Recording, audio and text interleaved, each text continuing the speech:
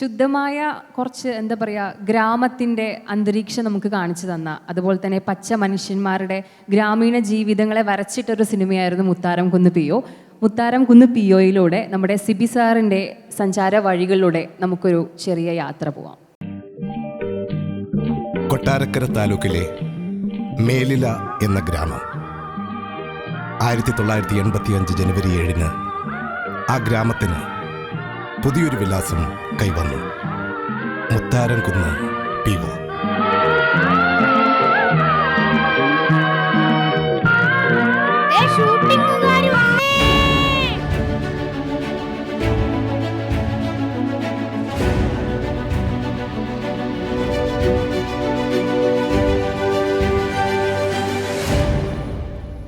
അല്ല, ഞാൻ ഈ മുത്താരം കുന്നെന്ന് പറയുന്ന സ്ഥലം എങ്ങോട്ടാ പോകേണ്ടത്?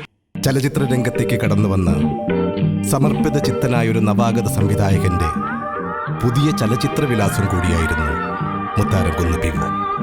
1985 ജൂൺ 21 മലയാള സിനിമയിൽ പിൽക്കാലത്ത് നവഭാവുകത്വത്തിന്റെ പുതുമുദ്രകൾ ചാർത്തിയ നിരവധി സിനിമകൾ മലയാളികൾക്ക് സമ്മാനിക്കാൻ ഒരു സംവിധായകന്റെ പേര് തിരശീലയിൽ തെളിഞ്ഞു. സിബി മലയിൽ.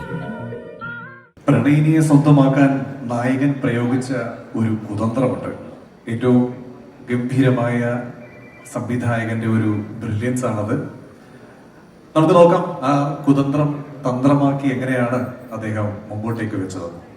പ്രിയപ്പെട്ട അനുജത്തി അമ്മണിക്കുട്ടി അറിയുന്നതിന് മമ്മൂട്ടി ചേട്ടൻ എഴുതുന്നത്, അമ്മണിക്കുട്ടിയുടെ നാട്ടിലുള്ള ഏതോ ഒരു പോസ്റ്റ് ഓഫീസിൽ എന്റെ ഒരു ആത്മാർത്ഥ സുഹൃത്ത് പോസ്റ്റ് മാസ്റ്ററായി ജോലി ചെയ്യുന്നുണ്ട്. പേര് ദിലീപ് കുമാർ. അനുജത്തി അവനെ കാണുകയാണെങ്കിൽ എനിക്കൊരു കത്തെഴുതാൻ പറയണം. എന്റെ ഫോട്ടോ ആവശ്യമുണ്ടെങ്കിൽ അവനോട് ചോദിച്ചാൽ മതി. അവനെ കാണാൻ കഴിയാത്ത രീതി മമ്മൂട്ടി ചേട്ടന് വലിയ ദുഃഖമുണ്ടെന്ന് അനുജത്തി പറയണം. എന്നിട്ട് എനിക്ക് വീണ്ടും എഴുതുക. സ്വന്തം മമ്മൂട്ടി ചേട്ടൻ. 40 കൊല്ലം മുമ്പ് മുത്താരംകുന്ന് പിഒയിലെ KJ ഹൗസിൽ താമസിക്കുന്ന അമ്മിണിക്കുട്ടി പ്രണയിച്ചത് ദിലീപ് കുമാറിനെയാണെങ്കിലും അത് എതിർത്തത് ദേവാനന്ദാണെങ്കിലും ആരാധിച്ചത് മമ്മൂട്ടി ചേട്ടനെയാണ്. നല്ല ഭാവിക്ക് നല്ല എഡ്യൂക്കേഷൻ വേണം. Global educational consultants. B A global citizen.